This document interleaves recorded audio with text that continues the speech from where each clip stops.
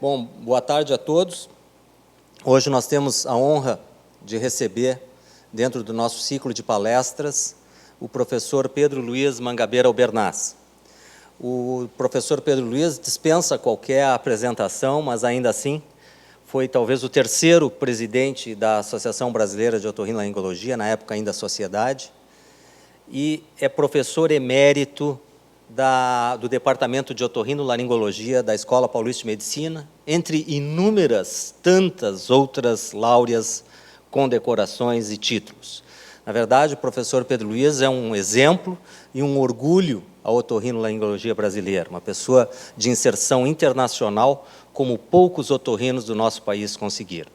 Então, para nós é uma honra, doutor Pedro, que nós façamos a abertura do nosso ciclo de palestras, que tem como objetivo eternizar os nossos grandes nomes pelo formato digital aqui na nossa sociedade, fazendo talvez um panteão das nossas grandes figuras, inaugurar esse processo que é de autoria da Educação Médica Continuada, hoje coordenada pela professora Renata Dutra.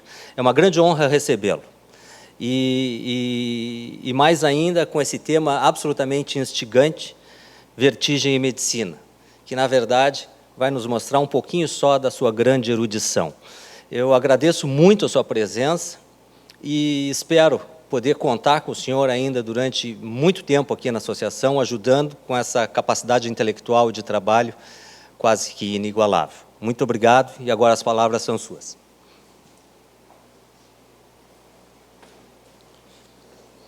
Muito obrigado, Sadi. Esta é uma visão um pouco histórica e um pouco filosófica do problema da vertigem do labirinto. Aqueles de vocês que estiveram na ilha de Creta devem ter visto isto que se chama o labirinto de Creta. E a gente olha isso aí e não entende muito bem por que isso é um labirinto. Mas os arqueólogos descobriram que o Palácio do Rei Minos, nos velhos tempos, era realmente uma coisa monumental. E se nós olharmos a planta do Palácio do Rei Minos, nós vemos que ela é realmente um labirinto. O corredor só foi inventado no século XIX. Antigamente, os quartos davam acesso uns aos outros, de modo que realmente era muito fácil alguém se perder dentro desta a sucessão enorme de quartos passando de uns para os outros. Mas a medicina não começou nessa época, a medicina veio depois. E o primeiro médico de que se tem notícia é Asclépio, que era um semideus. E justamente os templos de Asclépio eram lugares onde as pessoas iam dormir, e durante a noite Asclépio vinha e os curava. Então, esses templos se multiplicaram na Grécia, mas houve um tempo em que Hades, o deus dos infernos, se queixou para Zeus de que o inferno estava ficando despovoado, porque todas as pessoas eram curadas. E Zeus, então, fulminou Asclépio com um raio. É mais ou menos o que as nossas seguradoras estão fazendo hoje em dia com a medicina. Hipócrates foi o primeiro médico científico. E justamente pelo fato de que ele dizia que as doenças não eram castigos divinos e que tinham outras origens, ele passou muito tempo na cadeia. E justamente por isso é que ele teve tempo de escrever a maior parte das obras que passaram para a posteridade. E Cláudio Galeno foi um grande médico de origem grega, mas que se estabeleceu em Roma. E ele viveu do ano 130 ao ano 200. E, justamente, ele praticou inúmeras dissecções em porcos. Ele não podia dissecar cadáveres, porque a Igreja Católica não permitia isso na época em que isso se passou. E foi Galeno que, ao chegar na orelha interna e que ele viu aquela confusão de canais e de coisas, ele batizou a orelha interna de labirinto, e essa palavra ficou para a posteridade até hoje. Nós usamos a palavra labirinto para designar a orelha interna, particularmente a parte não auditiva da orelha interna.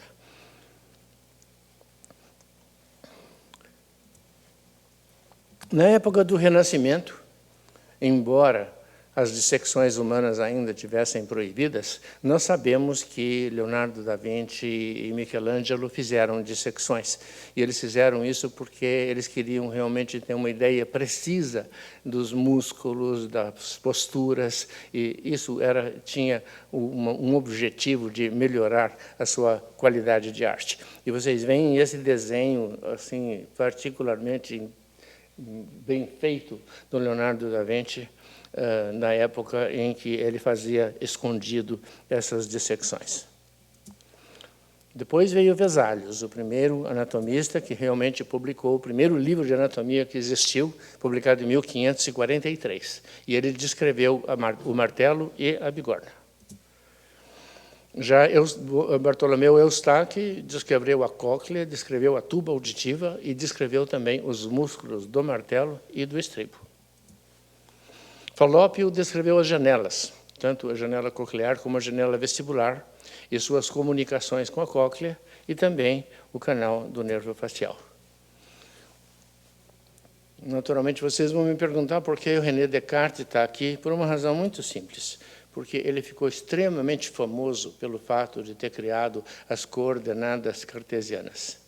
Mas só que as coordenadas cartesianas já existiam no labirinto há 5 milhões de anos. Ou seja, a descoberta de Descartes não foi realmente totalmente original. Malpighi criou a anatomia microscópica. Então, realmente, isso fez com que a medicina tomasse um grande impulso. E, embora Harvey tivesse descoberto a circulação humana, foi ele que descobriu os capilares, que era justamente a parte que não tinha sido detalhada na descrição inicial. E ele descobriu os capilares e descobriu também os glóbulos vermelhos. Newton, qual a contribuição dele para nós? Ele, com o telescópio dele, ele criou uma coisa muito importante, a gravidade. E isto nos mostra um aspecto bastante interessante. Por que o labirinto permaneceu tão misterioso durante tanto tempo? Porque é um receptor de gravidade, é um receptor de acelerações. E as acelerações não eram conhecidas. A primeira aceleração que foi descrita foi justamente descrita pelo Newton quando ele viu a maçã cair. Então, na verdade, nós não podíamos saber para que servia um órgão de sentidos ou uma estrutura anatômica se nós não sabíamos para que ela servia, porque o que ela faz realmente não fazia parte do nosso conhecimento naquela época. E a situação só começou a ser desvendada com Jean-Pierre Flourens, o primeiro grande neurofisiologista que existiu, e ele justamente destruiu canais semicirculares de pombos, e ele verificou que os pombos continuavam ouvindo, mas que eles não eram mais capazes de voar, e eles realmente perdiam todo o senso de direção. E foi, então, a primeira oportunidade de saber que o labirinto era um órgão relacionado com equilíbrio postural e não com a audição. Purkinje fez estudos muito interessantes sobre nistagmo e vertigem nele mesmo. Ele se submeteu a diversos tipos de acelerações, justamente registrando o nistagmo por um método bastante engenhoso e bastante primitivo, colocando um pequeno espelhozinho na córnea, depois de anestesiar o olho, e justamente isso refletia um raio que permitia uma inscrição primitiva do nistagmo. Meunier desempenhou um papel extremamente importante na nossa especialidade, porque não só porque ele descreveu a doença em mínimos detalhes, a descrição dele até hoje é perfeita sob todos os pontos de vista, como também porque ele acompanhou pacientes durante algum tempo, pacientes que tinham vertigem e nos quais ele nunca encontrou sinais de comprometimento do sistema nervoso central, porque até esta época a vertigem era considerada como uma doença neurológica. Vocês estão vendo aqui duas pessoas que tiveram doença de Meniere. Júlio César. Eu assisti uma conferência do professor Cawthorne, mostrando que a doença que fazia ele cair era a doença de Meniere. Ele passou a história como um epiléptico. Quer dizer, onde que Cawthorne obteve a informação para descobrir que Júlio César tinha a doença de Menière? Justamente nos livros de Júlio César, De Bello Gallico e De Bello Civico. Mas a outra pessoa que vocês estão vendo aqui, Van Gogh, só recentemente nós sabemos que ele tinha a doença de Menière, e ele foi contemporâneo de Menière. E ele sempre foi tratado como louco, internado em vários hospícios, onde ele aproveitou para pintar quadros lindos.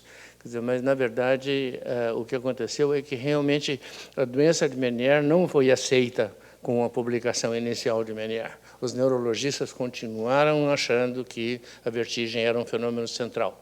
Nós podemos dizer que só no começo do século XX é que a doença de Menière passou a ser reconhecida. Retzius foi um investigador sueco. Quer dizer, ele era um grande desenhista, e vocês veem que os desenhos dele são absolutamente maravilhosos. Mas ele acreditava que o labirinto era parte do sistema auditivo. Na verdade, a ideia de que o labirinto era um órgão de equilíbrio, que foi inicialmente proposta por Jean-Marie Flourens, realmente outros pesquisadores é que identificaram a função labiríntica, entre eles Joseph Breuer, que foi o mestre de Freud, e que era um grande clínico antes de se dedicar à psicanálise, e Mach, que era um físico que estudava aceleração. Vocês estão vendo aqui esta prova pendular que foi inventada por Mach, em que ele testou animais de laboratório, e justamente a teoria de função labiríntica ficou naquele tempo conhecida como teoria de Breuer e Mach. Embora as maneiras de estudo deles fossem completamente diferentes, quer dizer, na verdade, as duas formas de trabalhar coincidiam em fazer uma teoria que, evidentemente, acabou sendo aceita. Adler, também um discípulo de Freud, que também começou a vida como um neurologista, foi a primeira pessoa que descreveu a doença que nós hoje chamamos de vertigem postural paroxística benigna. Ele descreveu isso em 1897. Robert Barany foi o pai da otoneurologia. Ele ganhou o prêmio Nobel em 1914 em função dos seus estudos. Ele não só aperfeiçoou a prova pendular, a prova rotatória, como ele criou a prova calórica. A história da prova calórica é extremamente interessante. Ele estava fazendo uma lavagem de ouvido para remoção de cerume no ambulatório do seu hospital, e o paciente se queixou de que estava tonto. E ele constatou que a água não estava adequadamente aquecida. Então, ele chamou a enfermeira e pediu para a enfermeira trazer uma água um pouco mais quente. A enfermeira ficou muito brava e trouxe uma água muito quente. E aí ele observou que os batimentos oculares eram no sentido oposto. Quer dizer, e justamente estas observações o levaram a padronizar a prova rotatória, a prova calórica, embora ele tenha continuado usando a prova rotatória para testar particularmente os canais verticais. No seu discurso de aceitação do Prêmio Nobel no Instituto Karolinska, ele faz uma menção a respeito de que o principal problema de Flourens é que Flourens não descobriu que os pombos dele tinham vertigem. Quer dizer, que realmente foi Menière que juntou as peças e que realmente conseguiu dar um conteúdo total ao problema da função labiríntica. Hallpike aperfeiçoou a prova calórica e ele trabalhou muito com neurologistas, inclusive a constatação do hídrops endolinfático característico da doença de Menière foi descoberto por ele e por um neurocirurgião, Cairns, em 1938. É curioso que George Portman fez descompressões do saco endolinfático em 1928, quer dizer, baseado numa concepção de que talvez a doença de Menière fosse algo que tivesse alguma semelhança com o glaucoma. Mas o fato é que realmente o hídrops só foi comprovado bem mais adiante, bem mais tarde. House foi o pai da otoneurologia cirúrgica. E realmente é impressionante a sucessão de coisas que ele nos legou. Chunto endolinfático, cirurgia translabiríntica, o acesso transcoclear, a cirurgia da fossa cerebral média, os implantes cocleares e os implantes de tronco cerebral. A Sociedade Pulitzer propôs o seu nome para o Prêmio Nobel da Medicina, mas ele faleceu em 2012 e o Prêmio Nobel só é concedido a cientistas vivos. Halmagyi e Courtois contribuíram enormemente para novos testes de função labiríntica, não só o teste de vídeo impulso cefálico, cujo gráfico vocês estão vendo aqui, como também pela circunstância de que eles deram um valor clínico específico para os potenciais elétricos vestibulares, tanto oculares como cervicais. E isto nos levou ao estado atual da otoneurologia, em que nós temos a possibilidade de examinar cada um dos canais semicirculares e nós temos a possibilidade de verificar o que acontece no sacro e no utrículo. Ou seja, nós temos hoje em dia a capacidade de testar cada um dos 5 receptores que existem em cada um dos labirintos, o que abre uma nova fase da otoneurologia e que realmente nós agora temos um exame labiríntico que realmente indica perfeitamente a função do sistema, coisa que nós não tínhamos antigamente. A prova calórica e a prova pendular que nós normalmente fazíamos testava exclusivamente os canais laterais. Além disso, existe o problema das frequências. A prova calórica atua numa frequência muito baixa, da ordem de 0,1, 0,15 Hz. A função mais importante do labirinto se encontra na faixa de 1 a 10 Hz.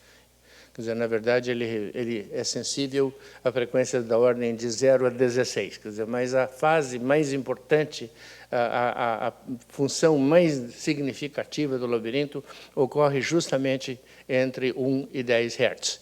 Quer dizer, e a prova calórica não testa esta frequência. Justamente a grande vantagem do impulso cefálico é que nós estamos justamente na faixa de 10 Hz, examinando o sistema labiríntico numa frequência bem mais elevada. Nós ainda temos coisas para fazer. Quer dizer, nós não temos uma percepção exata do que acontece quando nós temos lesões de canal semicircular. Nós não podemos correlacionar a doença labiríntica com os nossos exames. Então, na verdade, os nossos diagnósticos são muito mais baseados em síndromes clínicas do que no resultado específico do exame labiríntico. E, provavelmente, esse é o grande desafio que nós temos em relação ao futuro. Mas nós não temos a responsabilidade de prever o futuro. O que nós temos é a obrigação de torná-lo possível. Então, basicamente, era isso que eu queria contar a vocês a respeito do sistema labiríntico, em uma breve visão histórica e filosófica.